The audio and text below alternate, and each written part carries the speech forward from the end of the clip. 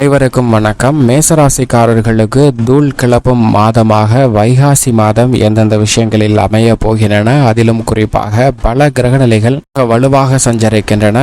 மிக முக்கியமாக நவகிரகங்களிலே வலிமை பெற்ற குரு 2லும் சனி லாபத்திலும் இருப்பது 11லும் இருப்பது மிக பெரிய அளவில் வரவேற்கத்தக்க ஒரு அமைப்பாக பார்க்கப்படுகிறது. ஏனென்றால் குரு தனஸ்தானத்தையும் சனி லாபஸ்தானத்தையும் கேது ரோக சத்ருஸ்தானத்தையும் வலுப்படுத்துவதால் தூள் கிளப்பும் மாதமாக இந்த வைகாசி மாதம் அமைவதற்கான யோகம் பல விஷயங்களில் மேசராசிக்காரர்களுக்கு கிடைக்கிறது.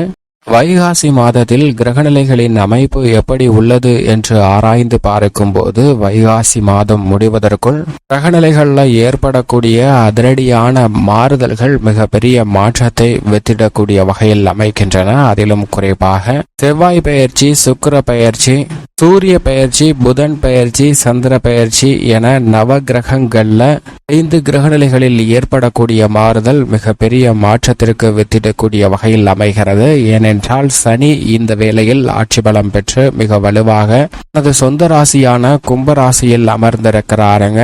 அது மட்டுமல்லாது இந்த வைகாசி மாதத்தில் பூமிக்காரகன் மங்களக்காரகன் என்று சொல்லக்கூடிய செவ்வாய் ஆட்சி பலம் பெறுகிறார். தனது சொந்த ராசியான மேச ராசியில் இந்த மாதத்தின் பிற்பகுதியில் ஆட்சி பலம் பெற்று அமர்ந்து சஞ்சரிக்க போகிறார். அதே போன்றுதான் சுக்கிரனும் பிற்பகுதியில் மேசராசியிலும் பிற்பகுதியில் தனது சொந்த ராசியான ரிஷபராசியில் ஆட்சி பலம் பெறுகிறாருங்க. இப்படி 3 கிரகநிலைகள் மிக வலுவாக ஆட்சி பலம் பெற்று சஞ்சரிக்கக்கூடிய இந்த வைகாசி மாதம் தூள் கிளப்பும் மாதமாக அமைவதற்கான அதிர்ஷ்ட யோகம் உண்டு. ஏனென்றால் சந்திரனும் இந்த மாதத்தில் ஆட்சி பலம் பெற்று 2.5 நாட்கள் சஞ்சரிக்க போகிறார். இப்படி கிரகநிலைகள்ல பல அதிரடியான மாறுதல்களும் 4 கிரகநிலைகள் ஆட்சி பலம் பெற்று சஞ்சரிக்கக்கூடிய இந்த தருணம் என்பது பல வகையில நல்ல பல புதிய வாய்ப்புகளை தூள் கிளப்பக்கூடிய வகையில் சிறப்பாகவும் நன்மை நிறைந்தவையாகவும் அமைத்து தருவதற்கான யோகம் நிறைந்த சூழ்நிலைகளை மிகவும் வலுவாக உறுதிப்படுத்துகின்றன. அதிலும் குறிப்பாக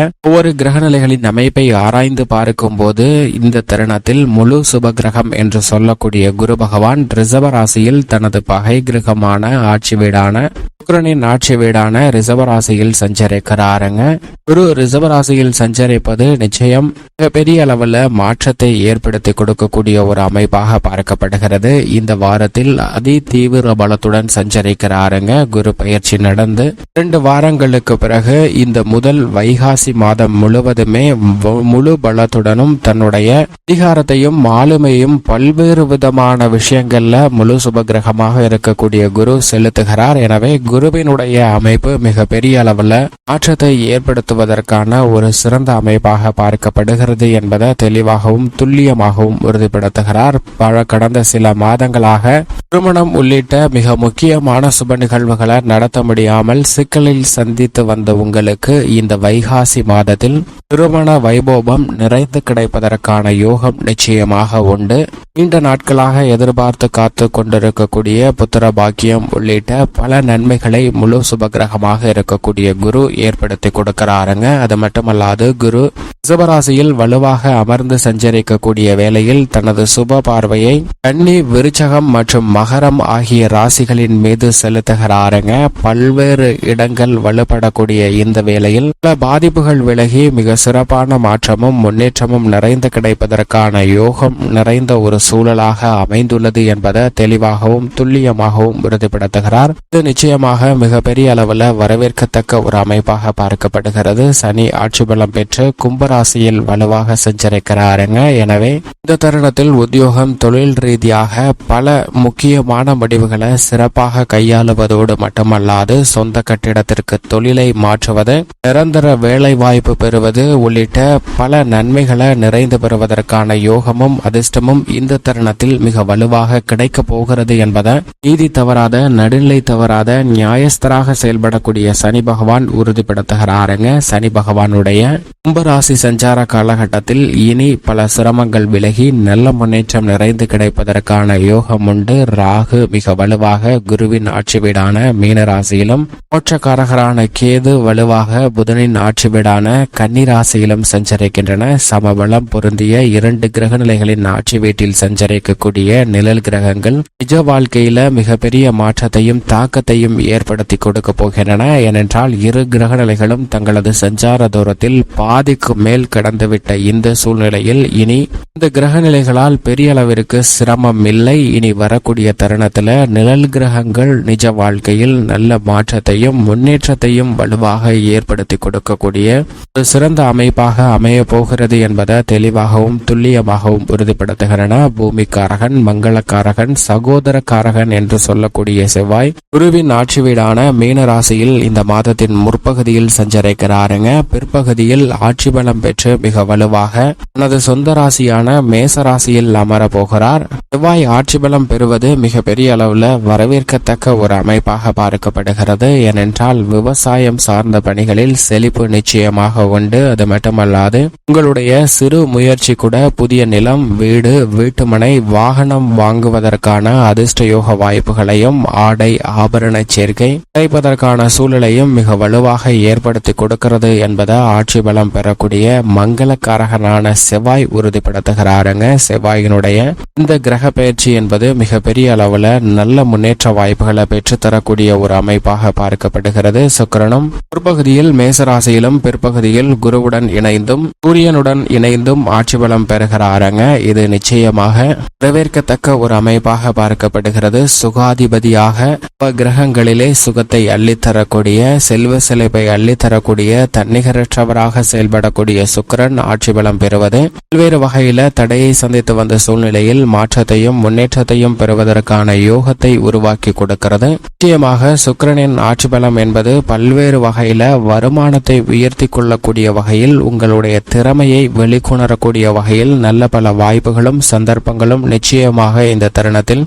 வலுவாக கிடைப்பதற்கான யோகம் உண்டு. சூரியன் தனது பகை கிரகமான சுக்கிரனின் ஆட்சி வீட்டில் இந்த வைகாசி மாதம் முழுவதும் சஞ்சரிக்க போகிறார். குருவுடன் இணைந்து சஞ்சரிப்பதால் தூள் கிளப்பக்கூடிய வகையில் அலைச்சலை சந்தித்தாலும் அதற்கான ஆதாயத்தை நிறைந்து பெறுவதற்கான யோகத்தை முதலும் முடிவுமாக இருக்கக்கூடிய சூரியன் பல்வேறு விஷயங்கள்ல நிறைந்து கொடுக்க போகிறார். வித்யா கரகராக இருக்கக்கூடிய புதன் மேசம், ரிஷபம் ஆகிய இடங்களிலும் மாதத்திற்கு பிறகு ஆட்சி பலம் பெற்று தனது சொந்த ராசியான மிதுன ராசியிலும் அமர்ந்து சஞ்சரிக்க போகிறாருங்க. புதனில் ஏற்படக்கூடிய மாறுதல் அனைத்து விதமான பணிகளையும் நன்கு சிந்தித்து ஆலோசித்து ஆராய்ந்து அதற்கு பிறகு முடிவெடுப்பதால் மிக சிறப்பான முன்னேற்றத்தை நிறைந்து பெறுவதற்கான யோகம் வைகாசி மாதம் முழுவதுமே கிடைக்க போகிறது என்பதை வித்யா கரகராக இருக்கக்கூடிய புதன் உறுதிப்படுத்துகிறாருங்க. சந்திரனை பொறுத்த வரைக்கும் 12 இடங்களில் மாறி மாறி சஞ்சரித்தாலும் ஆட்சி பலம் பெறும் போதும் உச்சம் பெறும் போதும் அதீத நன்மையை ஏற்படுத்தி கொடுக்க போகிறாருங்க சந்திரன். எனவே இந்த சந்தர்ப்பத்தை சரியாக பயன்படுத்திக் கொள்ளுங்கள். அது மட்டுமல்லாது சந்திரன் 2.5 தினங்கள் அஷ்டமத்தில் சஞ்சரிக்கும் போது தேவையற்ற வாக்குவாதங்களை தவிர்த்துட்டால் மன வருத்தமும் வேதனையும் குறைவதற்கான யோகம் உண்டு. மிக முக்கிய சுப நிகழ்வுகளை சந்திராஷ்டம தினங்கள்ல திட்டமிடுவதை நிச்சயமாக தவிர்க்க வேண்டும் என்பதையும் தெளிவாக உறுதிப்படுத்துகிறாருங்க.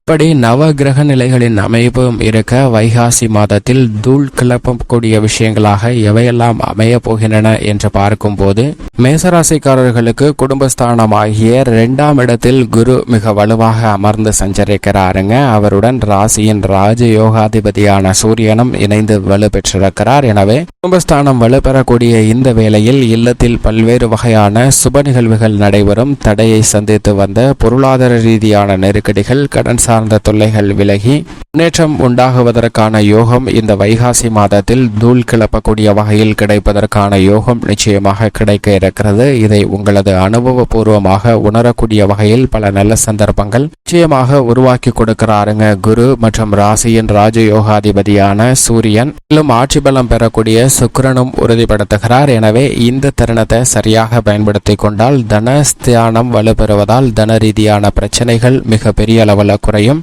மட்டுமல்லாது கடன் சார்ந்த தொல்லைகள் உட்பட பல சிரமங்களை விலக்குவதற்கான யோகம் உண்டு என்பதை தெளிவாக உறுதிப்படுத்துகின்றன. லாபஸ்தானத்தில் சனி ஆட்சி பலம் பெற்றிருப்பதால் உத்தியோக ரீதியாக உங்களது சிறு முயற்சி கூட நீங்கள் நினைக்கக்கூடிய காரியத்தில் வெற்றி வெற்றியை பெற்றுத்தரும். அது மட்டுமல்லாது தொழில் வியாபாரத்தில் அதிரடியான முறையில் திட்டங்களை செயல்படுத்தி நல்ல வளர்ச்சியும் முன்னேற்றத்தையும் லாபத்தையும் நிறைந்து பெறுவதற்கான யோகத்தை ஏற்படுத்தி கொடுக்கிறார்.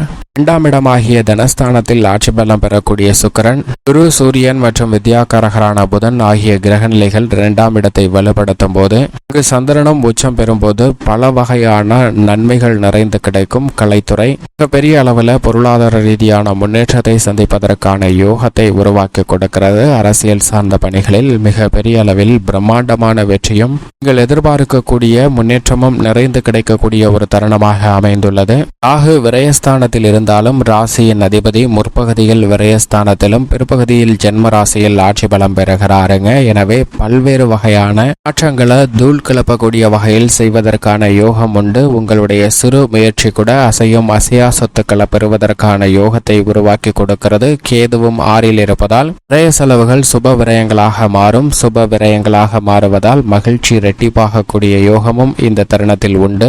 மாணவர்களின் கல்வியில் நல்ல முன்னேற்றத்தை வித்யாகாரகராக இருக்கக்கூடிய புதன் ஏற்படுத்தி கொடுக்கிறார். பெண்மணிகளை பொறுத்த வரைக்கும் குரு மற்றும் சுக்கிரன் ஆகிய 2 கிரகநிலைகளும் தனஸ்தானத்தில் வலுவாக இணைந்து சஞ்சரிக்கக்கூடிய ஒரு தருணமாக வைகாசி மாதம் அமைவதால் பெண்மணிகளுடைய எதிர்பார்ப்பு அத்தனையும் பூர்த்தியாகும். பெண்மணிகளுக்கு தூள் கிளப்பக்கூடிய வகையில் பல மகிழ்ச்சி நிறைந்த செய்திகள் கிடைக்கும். கணவன் மனைவிக்கிடையே அன்பு அதிகரிக்கும். எதிர்பார்க்கக்கூடிய நல்ல வரன் கிடைத்து திருமண பாக்கியம் உள்ளிட்ட பல மகிழ்ச்சி நிறைந்த விஷயங்களை சந்திப்பதற்கான யோகம் இந்த தருணத்தில் மிகவும் வலுவாக கிடைக்கிறது. மேலும் சாதகமாக மாற்றிக்கொள்ள நிச்சயமாக மேசராசிக்காரர்கள் வாரத்தில் வியாழக்கிழமை விரதமிருந்து அருகாமையில் உள்ள வராகி அம்மன் ஆலயம் சென்று தீபம் ஏற்றி வழிபாடு செய்யுங்கள். நல்ல பலனும் முன்னேற்றமும் உங்களுடைய வாழ்வில் நிறைந்து கிடைப்பதோடு மட்டுமல்லாது வைகாசி மாதம் தூள் கிளப்பக்கூடிய மாதமாக அமைவதற்கான யோகமும் கிட்டும் மேசராசிக்காரர்களுக்கு.